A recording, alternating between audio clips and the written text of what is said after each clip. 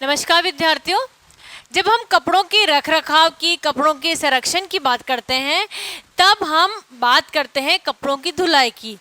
कपड़ों के धुलाई में सबसे इम्पॉर्टेंट जो चीज़ काम में आ जाती है वह है साबुन। ठीक है, साबुन और अपमार्जक या शोधक पदार्थ व अपमार्जक वह होते हैं जिनसे कि कपड़ों के अंदर जमी हुई जो गंदगी होती है उन्हें बाहर निकाला जाता है। कपड़ों के अंदर क्या होता है कि जो रेशे होते हैं, ताने और बाने के मध्य में जो स्पेस होती है, उस स्पेस के अंदर गंदगी चली जाती है और कपड़ों के अंदर जो चमक होती है वह कम हो जाती है, जिससे कपड़े क्या होते हैं, गंदे से दिखाई देते हैं। हमें क्या करना होता है, हमें इन शोधक पदार्थ और अपमार्जक की मदद से जितने भी गंदगी हमारे कपड़ों के अंदर होती है उन गंदगी को हमें हटाना होता है, ताकि हमारे कपड़े चमकदार दिखें, अच्छे दिखें। इसके लिए हम साबुन का प्रयोग करते हैं। ठीक है, अब साबुन के जो निर्माण होता है, साबुन के निर्माण के लिए क्या क्या सामग्री प्रस्तुत की जाती है, प्रयुक्त की जाती है, इसके बारे में हम देखते हैं। साबुन के निर्माण में हम सर्वप्रथम जो सबसे इम्पॉर्टेंट जो चीज़ होती है जिसका हम प्रयोग करते हैं वो है क्षार। ठीक है, क्षार में हम प्रयोग करते हैं सोडियम हाइड्रोक्साइड का और कास्टिक सोडा का। सोडियम हाइड्रोक्साइड और कास्टिक सोडा में यह गुण होता है कि वह कपड़ों के अंदर जमी हुई जो गंदगी होती है उनसे रिएक्ट कर लेता है और रिएक्शन से जो गंदगी जो अंदर होती है वह बाहर की तरफ निकल जाती है और पानी की मदद से हम इसको कपड़ों से दूर कर देते हैं।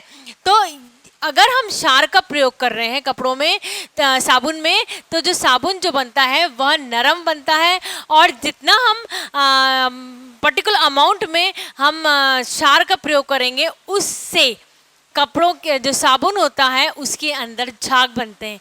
और हम ये मानते हैं, हम ये जानते हैं कि अगर कपड़ों से जिस साबुन का प्रयोग करने से झाग ज़्यादा बन रहे हैं उसके अंदर कम तो हमें श्रम लगता है, क्योंकि झाग बनने से केमिकल रिएक्शन जो होता है वह जल्दी होने लग जाता है और अगर केमिकल रिएक्शन जल्दी होगा तो कपड़े में से गंदगी जल्दी निकलती है। तो झाग वाला साबुन और जो नरम साबुन होता है, सॉफ्ट साबुन होता है, जिससे कि आपके हाथों को किसी भी तरह का नुकसान ना पहुंचे, ये किसकी मदद से होता है, यह क्षार की मदद से होता है।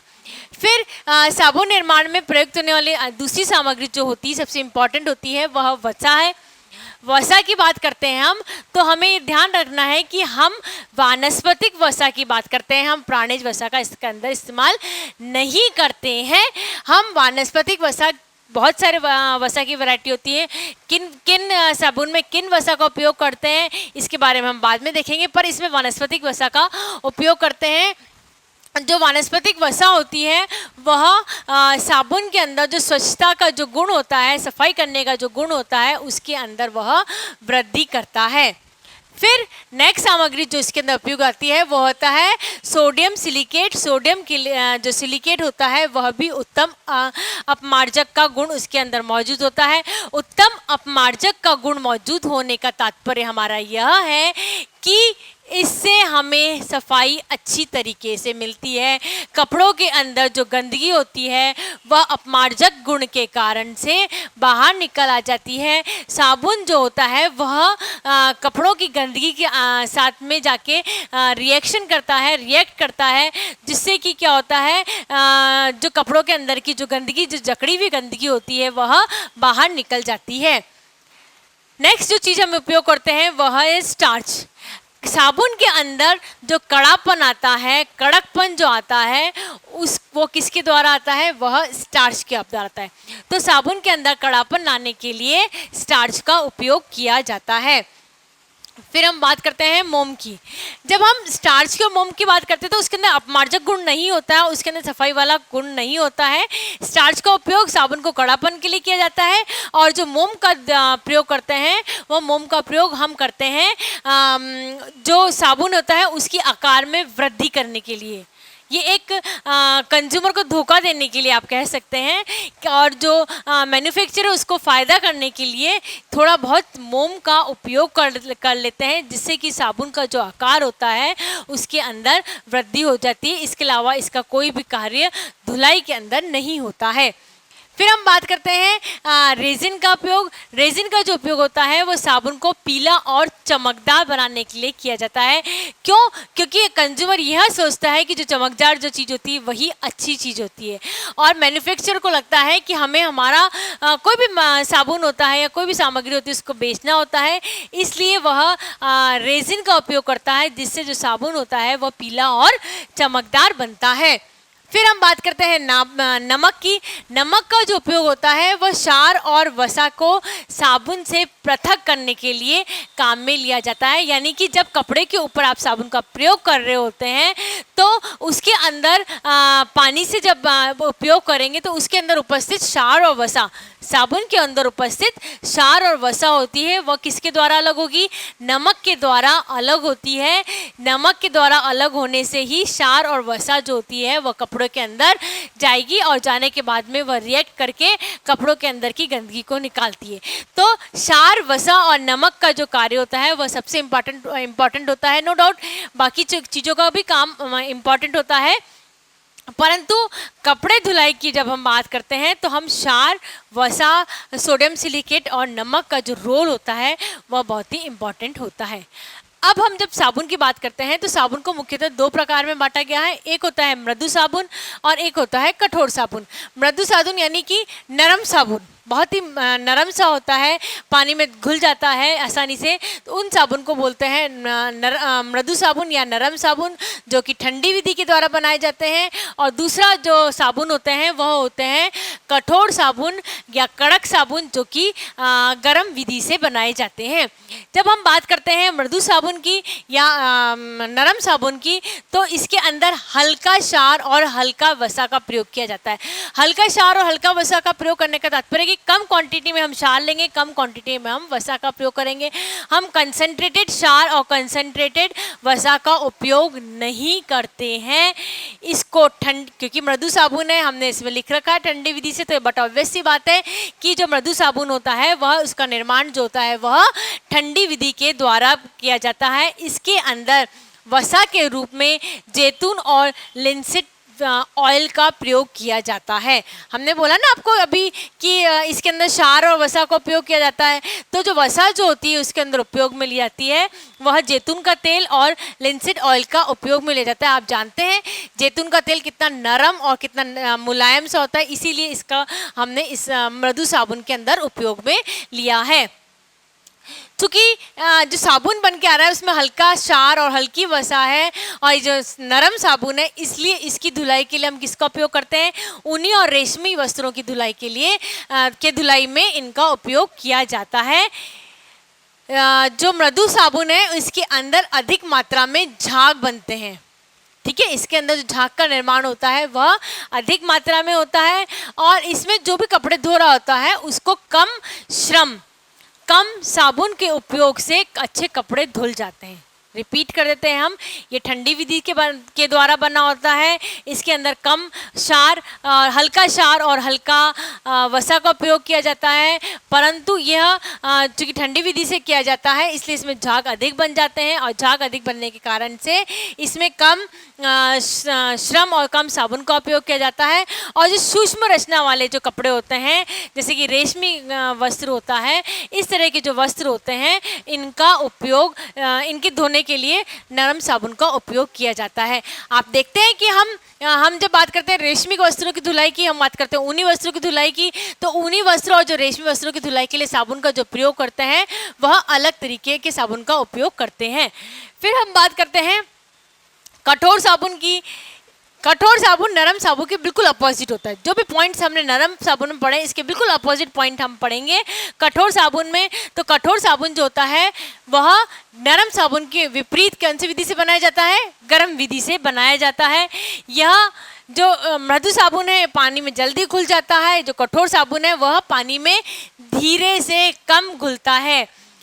चूँकि वह धीरे से कम पानी में घुलता है इसलिए साबुन की जो खपत होती है वह मृदु साबुन से ज़्यादा होती है। वो इसलिए ज़्यादा होती है कि पानी में कम घुलता है तो आपको बहुत ज़्यादा लगाना पड़ता है, क्योंकि हम सेटिस्फाइड नहीं हो पाते उसमें, और जो कपड़ों में से गंदगी नहीं निकल पाती, इसलिए अधिक साबुन की उपयोगिता लगती है। इसमें कपड़े धोते समय अधिक श्रम का और अधिक समय कपड़े धोने में लगते हैं। इसके अंदर इसके विपरीत, ठंडी विधि के विपरीत या मृदु साबुन के विपरीत, इसके अंदर तीव्र क्षार और तीव्र वसा का उपयोग किया जाता है, जबकि आपके जब मृदु साबुन होता है इसके अंदर हल्का क्षार और हल्का वसा का प्रयोग किया जाता है और इसके अंदर कठोर क्षार और कठोर वसा का उपयोग किया जाता है। यह गर्म विधि के द्वारा तैयार किया जाता है। यह मोटे कपड़े और जो खुरदरे कपड़े होते हैं, जैसे कि आपकी बेडशीट्स वगैरह हैं, चादर वगैरह हैं, जो कॉटन के कपड़े होते हैं, उनका उपयोग, उनकी धुलाई के लिए जो कठोर साबुन है उसका उपयोग किया जाता है। या आप ये भी कह सकते हैं कि जो कपड़े कई बार होते हैं बहुत ज़्यादा गंदे हो जाते हैं, गंदगी आसानी से नहीं निकल पाती है, उनके लिए कठोर साबुन का इस्तेमाल किया जाता है। सूक्ष्म रचना वाले वस्त्र जैसे कि रेशम का जो वस्त्र होता है, इनके लिए यह हानिकारक होते हैं। तो साबुन चाहे गर्म विधि से बनाए चाहे ठंडी विधि से बनाए, पर हमारे पास क्योंकि वैरायटी ऑफ कपड़े होते हैं, इसीलिए हमारे पास वैरायटी ऑफ साबुन हमें रखना बहुत ही आवश्यक होता है, ताकि अगर हम जो खुरदरे वस्त्र होते हैं जिनमें ज़्यादा गंदगी समा जाती है, उनको हम कठोर साबुन जो होता है उससे हम धो दें, और वहीं जो रेशम के वस्त्र होते हैं, ऊनी वस्त्र होते हैं जिनमें रेशे जो होते हैं वह कमज़ोर होते हैं, उनको हम ठंडी विधि या नरम साबुन से धुलाई जा सकते हैं। विद्यार्थियों, साबुन निर्माण करने की मुख्यतः दो विधि होती है। एक होती है गर्म विधि और दूसरी होती है ठंडी विधि। जैसे कि नाम से ही इंगित होता है कि गर्म विधि वह विधि होती है जिसमें कि हम चीज़ों को गर्म करते हैं। साबुन बनाने की प्रक्रिया में जो भी चीज़ों को उपयोग में आता है उन चीज़ों को गर्म किया जाता है यदि, तो उसे बोलते हैं साबुन बनाने की गर्म विधि। और यदि उन चीज़ों को गर्म नहीं किया जाता है तो उस विधि का नाम दिया गया है साबुन बनाने की ठंडी विधि। दोनों विधियों से साबुन बनाया जा सकता है। दोनों विधियों से साबुन में जो साबुनीकरण की प्रक्रिया होती है वह क्षार, वसा और कास्टिक सोडा के मध्य में होती है, और दोनों से ही प्रक्रियाओं से कपड़ों के मध्य से गंदगी निकाली जा सकती है। अच्छा, अब हम देखते हैं गर्म विधि से जो साबुन बनता है उसकी क्या क्या विधि होती है। गर्म विधि से जो साबुन बनता है वह, उसमें एक बड़ा सारा बर्तन ले लिया जाता है जिसमें जो भी वसा होती है उपयोग में लाई जाती है। हमने देखा, हम प्रमुखतः इसके अंदर वानस्पतिक वसा का उपयोग करते हैं। तो जो भी वसा इसमें उपयोग में लाई जाती है उसको हम पिघलाते हैं, और यदि पिघली हुई वसा होती है तो हम उसे गर्म करते हैं। जो भी वसा ली हमने उसको बड़े बर्तन में रखा, बड़े बर्तन में रखने के पश्चात हमने उसको पिघलाया और गर्म किया। नो डाउट निश्चित पर्टिकुलर क्वांटिटी पे हम वसा लेते हैं। जिस हिसाब से हमें साबुन की क्वांटिटी चाहिए होती है उस हिसाब से हम वसा का उपयोग में लाया जाता है। फिर जैसे ही वसा गर्म होती जाती है, हम उसके अंदर धीरे धीरे से कम कम क्वांटिटी में कास्टिक सोडा को मिलाया जाता है। फिर वो खोलते उसको बार बार उबाला जाता है, खोलाया जाता है, गरम किया जाता है। कंटिन्यू ये प्रोसेस 1 दिन, 2 दिन, 3 दिन, 4 दिन कंटिन्यू किया जाता है। ठीक है, अब जो ये हमने वसा और कास्टिक सोडा का जो मिक्सचर बनाया, उस जो प्रक्रिया हुई उससे थोड़े बहुत ताप निकला, और इस प्रक्रिया को कहते हैं साबुनीकरण की प्रक्रिया। यानी जो कास्टिक सोडा और वसा का जो रिएक्शन आपस में होता है उस प्रक्रिया को क्या कहते हैं, साबुनीकरण की प्रक्रिया कहलाई जाती है। अब जब हम प्रोसेस बार बार 2-3 बार दोहरा देते हैं, तब हम उसके अंदर देखते हैं कि उसके अंदर बहुत सारी गंदगियाँ, अशुद्धियाँ जमा हो जाती हैं रिएक्शन के कारण। उन अशुद्धियों को हटाने के लिए हम उसके अंदर नमक का प्रयोग करते हैं। नमक का घोल लास्ट में मिलाया जाता है। नमक का घोल जब मिलाया जाता है तब जो अशुद्धियाँ होती हैं वह नीचे की तरफ बैठ जाती हैं। वजन के कारण से वह जो लिक्विड जो होता है उसमें नीचे की तरफ बैठती जाती है। हम तो उसको उबाल रहे हैं, बार बार उबाल रहे हैं, परंतु क्या होता है, जो अशुद्धियाँ वजन के कारण से नमक मिक्स करने के कारण वह नीचे बैठ जाती हैं, और ऊपर जो हमें लिक्विड दिखाई देता है वह क्या होता है, हमारा साबुन होता है। इस साबुन को एक पर्टिकुलर सांचे में, जो भी आपको चाहिए होता है सांचा, उस सांचे में उस साबुन को डाल दिया जाता है, और डालने के बाद मनवांछित जो भी आपको आकार चाहिए, साइज चाहिए, शेप चाहिए, उस शेप में काट दिया जाता है। इसके विपरीत जो विधि होती है वह कहलाई जाती है ठंडी विधि। ठंडी विधि में गरम करने का कहीं कोई काम नहीं होता है। इसके अंदर कास्टिक सोडा को पानी के अंदर मिक्स करके 3-4 घंटे के लिए रख दिया जाता है ताकि कास्टिक सोडा पानी के अंदर पूरी तरीके से घुल जाए। ठीक है, 4-5 घंटे आपने कास्टिक सोडा को ठंडे पानी के अंदर मिक्स करके रख दिया ताकि जो कास्टिक सोडा है वो पूरी तरीके से घुल जाए। फिर एक बड़ा सारा बर्तन लेते हैं जिसके अंदर हम तेल और मैदा लेते हैं, वसा है ना, वसा का हम उपयोग करते हैं। उन मैदा को और वसा को एक सार होने देते हैं, अच्छी तरीके से घुमाते हैं ताकि वो एक सार सा हो जाए। अब इस जो बर्तन है इसके अंदर हम धीरे धीरे से कास्टिक सोडे का मिश्रण, जो हमने पानी और जो कास्टिक सोडे का जो मिश्रण होता है वो जो लिया होता है उसके अंदर हम एक साथ मिक्स करते हैं। इससे जो क्या होता है वह गाढ़ा घोल तैयार हो जाता है। गाढ़ा घोल को हम एक सांचे में डाल देते हैं। सांचे में डालने के बाद में हम मनवांछित तरीके से उसको जो भी आकार में लेना होता है उस आकार में हम काट देते हैं। दोनों में डिफरेंस सिर्फ ये होता है कि जो गर्म विधि होती है इसके अंदर हमने जो साबुनीकरण की प्रक्रिया होती है वो पानी में के साथ में गरम करके उबाल के और फिर की जाती है, जबकि ठंडी विधि होती है इसके अंदर साबुनीकरण की जो प्रक्रिया होती है उसके अंदर हम किसी भी तरह का गरम नहीं करते हैं। दोनों को लास्ट में हम सांचों में डाल देते हैं और अपनी वांछित आकार में काट लिया जाता है। विद्यार्थियों, अक्सर ये देखा जाता है कि आम बोलचाल की भाषा में यदि हम बोलें तो साबुन और डिटर्जेंट दो चीज़ों को हम ये उपयोग में लेते हैं, साबुन और अपमार्जक। ठीक है, अब हम साबुन किसे बोलते हैं? जो हमें बार के रूप में दिखाई देता है, जो बट्टी के रूप में दिखाई देता है, हम उसके क्या नाम देते हैं? साबुन। और जो पाउडर के रूप में दिखाई देता है हम उसको डिटर्जेंट बोलते हैं। परंतु क्या ये जो हमारा डिफ्रेंशिएट करने का तरीका सही है या गलत है? बिल्कुल, ये डिफ्रेंशिएट करने का हमारा तरीका जो होता है यह गलत है। आपको सुन के बड़ा ही शौक लगेगा कि डिटर्जेंट वो नहीं होते हैं जो हम आम बोलचाल की भाषा में यूज़ करते हैं। इनके जो बनाने का जो तरीका होता है इसके ऊपर ये डिपेंड करता है कि डिटर्जेंट क्या होते हैं। तो सबसे पहले हम देखते हैं कि साबुन और जो डिटर्जेंट होते हैं उसके अंदर क्या डिफरेंस होता है। साबुन जो है आपको बार फॉर्म में मिल जाएगा, साबुन जो आपको जो पाउडर फॉर्म होते हैं उसमें भी मिल जाएगा, साबुन आपको फ्लेक्स के रूप में मिल जाएगा और साबुन आपको जो बट्टी के रूप में भी अवेलेबल, मतलब वैरायटी ऑफ साबुन हमें अवेलेबल हो सकते हैं। मेन हमें जो देखना है वो हमें देखना है कि क्या साबुन अपमार्जक में कुछ डिफरेंस होता है। बिल्कुल, जो सोप और जो डिटर्जेंट्स होते हैं उसके अंदर बहुत सारा डिफरेंस होता है। साबुन जो होते हैं वह वसीय अम्ल के लवण से मिलके बने होते हैं, वहीं जो अपमार्जक होते हैं वह पेट्रोलियम उत्पादक से मिलके बने होते हैं। सबसे मेन डिफरेंस का यही होता है। चाहे आप डिटर्जेंट साबुन को देख लें, कई बार क्या होता है कि जो साबुन पाउडर फॉर्म में होता है हम उसको डिटर्जेंट का नाम ले लेते हैं, परंतु क्या वो पेट्रोलियम उत्पादक से बना होता है? नहीं, तो वो क्या कहलाएगा? साबुन ही कहलाता है। ठीक है, तो जो साबुन होते हैं वह वसीय अम्ल से मिलके बने होते हैं और जो डिटर्जेंट्स होते हैं वह पेट्रोलियम उत्पादक से मिलके बने होते हैं। इसके अंदर जो साबुन होती है उसके अंदर वसा का उपयोग आवश्यक रूप से होना ही होता है। कंपलसरी है कि वसा चाहिए ही चाहिए उसके निर्माण के, परंतु जो अपमार्जक है उसके अंदर ये कंपलसरी नहीं होता कि आपको वसा चाहिए। मे भी पॉसिबल कि आपको वसा की जरूरत होती है और मे भी पॉसिबल आप वसा का उपयोग ना करें। तो साबुन में तो वसा का उपयोग करना ही करना है और जो अपमार्जक है उसके अंदर मे भी पॉसिबल आप वसा का उपयोग करें अथवा ना करें। जब वसा और क्षार का जो कॉम्बिनेशन कराते हैं उस प्रक्रिया को साबुनीकरण कहते हैं और उससे साबुन का निर्माण होता है, जबकि जो अपमार्जक होते हैं उसमें कार्बनिक उत्पाद के फलस्वरूप डिटर्जेंट्स का निर्माण होता है। ठीक है, नेक्स्ट हम बात करते हैं जब रिएक्शन विद कठोर जल।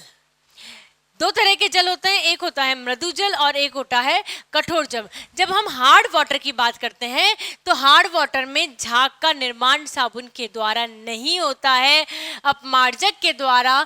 जब कपड़े धोए जाते हैं तब चाहे हार्ड वाटर हो चाहे सॉफ्ट वाटर हो, इसके अंदर झाग का निर्माण हो जाता है। उसका कारण यह है कि इसके अंदर पेट्रोलियम उत्पाद से इसका निर्माण होता है।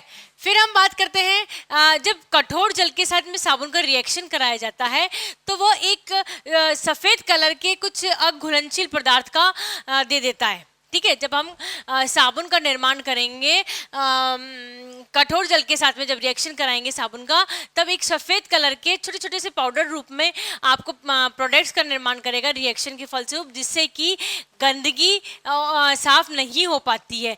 इसमें डिटर्जेंट में इस तरह की कोई प्रतिक्रिया नहीं होती है, कोई सफ़ेद जल का निर्माण पाउडर रूपी घोल का निर्माण नहीं हो पाता है और कपड़े अच्छी तरीके से साफ हो जाते हैं। मृदु जल में जो साबुन होता है वह अधिक क्रियाशील होता है, अधिक झाग बनाता है, अधिक अच्छे तरीके से कपड़ों का सफाई करता है। कठोर जल में या मृदु जल में, किसी भी जल में आपका प्रयोग करेंगे तो अपमार्जक होता है जो दोनों में सेम तरीके से रिएक्ट करता है। जो कलर्ड कपड़े होते हैं, कई बार होता है कि कुछ कलर्ड कपड़ों से कलर निकलने का भय रहता है।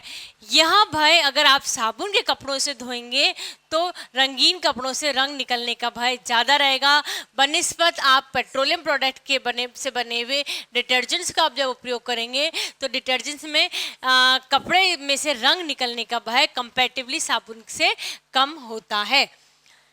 हाथ, त्वचा, क्योंकि हम डायरेक्ट कांटेक्ट में रहते हैं साबुन से, तो हाथ और त्वचा में हो सकता है किसी तरह की ईचिंग या किसी तरह की प्रॉब्लम साबुन के द्वारा क्रिएट हो सकती है, परंतु इस तरह की प्रॉब्लम आपके अपमार्जक के द्वारा नहीं होती है। आर्द्रता क्षमता अधिक होती है, इसलिए वो जल्दी से गल जाते हैं, जल्दी खराब हो जाते हैं। अपमार्जक जो होते हैं उसमें आर्द्रता क्षमता कम होती है, इसलिए वह जल्दी से गलते नहीं हैं और जल्दी से खराब नहीं होते हैं। जो ये साबुन होते हैं इसमें किसी भी प्रकार का विरंजक नहीं मिला हुआ होता है, किसी भी तरह की और चीज़ नहीं मिली हुई थी। इसमें केवल वसीय और क्षार, दो चीज़ों का से मिलके बने होते हैं। तो चूंकि इसके अंदर विरंजक नहीं मिले हुए होते हैं, अतः इसमें जो कपड़े के कुछ समय के बाद में कपड़ों में पीलापन दिखाई देने लग जाता है। वहीं चूंकि इसके अंदर क्या होता है, विरंजक मिले हुए होते हैं, जो कपड़ोपन में नवीनता, नयापन, सफ़ेदी ज़्यादा दिखाई देती है और हर बार कपड़ा धुलने पर ज़्यादा अच्छी तरीके से साफ दिखाई देता है। कपड़ों में किसी भी तरह का पीलापन का अनुभव नहीं होता है। तो ये होता है डिफरेंस आपके साबुन में और अपमार्जक में, जिसको हम आम बोलचाल की भाषा में साबुन और डिटर्जेंट का नाम देते हैं। और जो हम कई बार साबुन को भी डिटर्जेंट समझ लेते हैं, परंतु ये दोनों पूर्णतः अलग हैं। दोनों के निर्माण की विधि अलग है, दोनों का जो कपड़ों के साथ में, कठोर जल के साथ में जो रिएक्शन होता है वो टोटली अलग होता है। विद्यार्थियों, जब हम बात करते हैं साबुन की और डिटर्जेंट की, तो हम उनको दोनों को अलग अलग कैटेगरी में रख लेते हैं। डिटर्जेंट तो हम वह मानते हैं जो कि हमें पाउडर फॉर्म में मिलता है, और साबुन तो हम वह मानते हैं जो कि हमें बार फॉर्म में अवेलेबल होता है। परंतु ये जो हमारी बरसों से चली आ रही रीति है, ये बिल्कुल गलत है। डिटर्जेंट और पाउडर में बहुत डिफरेंस होता है। साबुन जो होता है वो हमें पाउडर फॉर्म में भी मिल सकता है, साबुन हमें फ्लेक फॉर्म में भी मिल सकता है, साबुन जो होता है वो हमें बार फॉर्म में भी मिल सकता है, और साबुन हमें लिक्विड फॉर्म में भी मिल सकता है। इतनी वैरायटी ऑफ फॉर्म में मिल सकता है। परंतु जो साबुन और अपमार्जक जो होते हैं, सोप और जो डिटर्जेंट्स होते हैं, उसके अंदर जो डिफरेंस होता है वो मेजर डिफरेंस ये होता है कि उनका बनाने का तरीका, उनके बनाने में जो यूज़ में आने वाले जो मटेरियल्स होते हैं वो अलग अलग यूज़ में होते हैं। और चूँकि वो मटेरियल जो होते हैं वो अलग अलग तरीके से यूज़ में आते हैं, अलग अलग मटेरियल्स को यूज़ करके साबुन बनाया जाता है, कुछ अलग मटेरियल को यूज़ करके डिटर्जेंट बनाया जाता है। तो उनका जो रिएक्शन होता है कठोर जल के ऊपर, मधु जल के ऊपर, कपड़ों के ऊपर, वो टोटली अलग होता है। यानी कहने का तात्पर्य ये है कि जो साबुन होते हैं वो डिटर्जेंट से पूर्णतः अलग होते हैं। जब हम साबुन की बात करते हैं तो साबुन जो होता है वह वसीय अम्ल के लवण से मिलके बना होता है, वहीं जो अपमार्जक होता है वह पेट्रोलियम उत्पाद से मिलके बना होता है। दोनों में मेजर डिफरेंस यही होता है, एक किसका बना होता है वसीय अम्ल का, और दूसरा किसका बना होता है पेट्रोलियम उत्पाद से मिलके बना होता है। दूसरा जो इम्पॉर्टेंट डिफरेंस इनमें जो है वो यह है कि इसके अंदर वसा का उपयोग होना बहुत आवश्यक है। ठीक है, वानस्पतिक वसा का उपयोग होना साबुन में बहुत ही आवश्यक है, जबकि जो डिटर्जेंट्स बनते हैं उसके अंदर वसा का उपयोग हो भी सकता है और वसा का उपयोग नहीं भी हो सकता है। जिस तरीके से मेथड से बनाया जाएगा डिटर्जेंट, उसमें मे भी पॉसिबल कि वसा का उपयोग किया जाए, मे भी पॉसिबल इसके अंदर वसा का उपयोग नहीं किया जाए। नेक्स्ट वसा और क्षार को मिला के जो क्रिया की जाती है उस क्रिया को साबुनीकरण कहते हैं और इसी से साबुन का निर्माण होता है। वहीं कार्बनिक उत्पाद के फलस्वरूप डिटर्जेंट्स का निर्माण होता है, उसका उत्पाद होता है। ठीक है, एक में किसका हो रहा है, वसा और क्षार का। ठीक है, दोनों का रिएक्शन, इसके अंदर क्या हो रहा है, कार्बनिक उत्पाद का से होता से डिटर्जेंट का निर्माण होता है। अब हम देखते हैं कि दोनों जो होते हैं साबुन और डिटर्जेंट होते हैं वो कठोर जल के प्रति किस तरह से रिएक्ट करते हैं। जल हमने देखा दो तरह के होते हैं, एक होता है मृदु जल और एक होता है कठोर जल। जब हम मृदु जल की बात करते हैं तो मृदु जल में से तो चाहे आप साबुन से कपड़े धोएं चाहे आप डिटर्जेंट से कपड़े धोएं, दोनों में रिएक्शन बहुत अच्छा होता है। परंतु जब हम कठोर जल की बात करते हैं तो कठोर जल होता है जिसके अंदर झाग का निर्माण नहीं होता है साबुन के द्वारा। वहीं डिटर्जेंट में चाहे कठोर जल हो चाहे मृदु जल हो, कैसे भी जल हो, झाग का निर्माण हो जाता है। झाग के निर्माण से जो गंदगी होती है कपड़ों के अंदर लगी हुई वो आसानी से बाहर आ जाती है। तो कहने का तात्पर्य यह हुआ हमारा कि जो कठोर जल है, क्योंकि उसके अंदर झाग का निर्माण नहीं हो पाता है इसलिए कपड़े अच्छी तरीके से साफ नहीं हो पाते हैं, और डिटर्जेंट में झाग का निर्माण होने के कारण से जो गंदगी है कपड़ों के अंदर समाहित वह गंदगी आसानी से साफ हो सकती है। कठोर जल साबुन के साथ मिल जाता है तो इसमें छोटे छोटे दाने के रूप में दही जैसा होता है, इस तरीके से अघुलनशील पदार्थ का निर्माण कर देता है। ठीक है, साबुन जब कठोर जल के साथ मिल जाता है कपड़ों के ऊपर वह सफ़ेद छोटे छोटे दानों का निर्माण कर देता है, अघुलनशील पदार्थ का निर्माण करता है। इससे कपड़े जो होते हैं वो साफ धुलाई नहीं देते हैं। इस तरह की प्रतिक्रिया जो है वह डिटर्जेंट में नहीं होती है, इसमें किसी भी तरह के सफ़ेद पदार्थ का निर्माण नहीं होता है, कपड़े निश्चित रूप से साफ होकर आते हैं। मृदु जल में जो साबुन होता है वह कठोर जल से अधिक क्रियाशील होता है। मृदु जल में वो ज़्यादा अच्छी तरीके से रिस्पांस देता है, और जो डिटर्जेंट होता है चाहे मृदु जल हो चाहे कठोर जल हो, किसी भी तरह का जल हो, उसके अंदर वह इक्वल रूप से रिस्पांस देता है। कई बार क्या होता है कि कपड़े में से कलर निकल जाता है। अगर हम साबुन का प्रयोग कर रहे हैं तो ये जो कपड़ों से जो रंग निकलने का भय होता है वह ज़्यादा होता है। रंगीन कपड़ों से रंग निकलने का भय साबुन के द्वारा यदि कपड़े धोएं तो ज़्यादा होता है कंपैरेटिवली डिटर्जेंट के।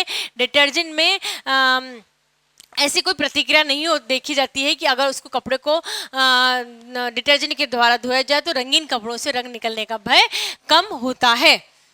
हाथ एवं त्वचा को जो साबुन है वह नुकसान पहुंचा सकता है, जबकि जो डिटर्जेंट है वह हाथ एवं त्वचा को नुकसान पहुंचाने की उसके अंदर संभावनाएं कम होती है। जो साबुन होता है उसके अंदर आर्द्रता क्षमता अधिक होती है, जो डिटर्जेंट होता है उसके अंदर आर्द्रता क्षमता कंपैरेटिवली कम होती है। जो साबुन होता है उसके अंदर किसी भी प्रकार के विरंजक या कोई अन्य पदार्थ मिले हुए नहीं होते हैं, इसके अंदर केवल वसा और क्षार ही मिला हुआ होता है, किसी भी प्रकार के उसके अंदर विरंजक मिले हुए नहीं होते हैं। चूँकि उसके अंदर किसी भी प्रकार के विरंजक नहीं मिले होते हैं तो स्पेशली हम बात करेंगे सफ़ेद कपड़ों की। कुछ समय तक यदि सफ़ेद कपड़े उसे धोए जाए तो उसके अंदर पीलापन दिखाई देने लग जाता है, और बाकी रंगीन कपड़े उसके अंदर कुछ समय के पश्चात गंदे से दिखाई देते हैं, ऐसा लगने लग जाता है कि कपड़ा साफ नहीं है। वहीं चूँकि डिटर्जेंट्स के अंदर कुछ अमाउंट में विरंजक मिले हुए होते हैं, और विरंजक मिले होने के कारण हर बार धोने पे जो कपड़ा होता है वह रंगीन कपड़ा हो चाहे सफ़ेद कपड़ा हो, विरंजक मिक्स होने के कारण से यह साफ दिखाई देते हैं। तो साबुन और जो डिटर्जेंट्स होते हैं वो टोटली अलग होते हैं, उनके उत्पाद अलग होते हैं, उनकी प्रतिक्रिया अलग होती है। चाहे आप कठोर जल पे ले लो चाहे आपके हाथ पे ले लो, हर जगह पे उसकी प्रतिक्रिया अलग होती है। यह कहना बिल्कुल गलत है कि जो पाउडर्ड फॉर्म में है वह डिटर्जेंट है और जो बार फॉर्म में है वह साबुन है। इनका जो बनाने का जो मेथड्स है उसके अंदर जो उपयोग में लाई गई सामग्री है वो टोटली अलग होते हैं। तो साबुन और जो अपमार्जक होते हैं वह टोटली अलग होते हैं, और दोनों से कपड़ों की धुलाई बहुत अच्छी तरीके से होती है।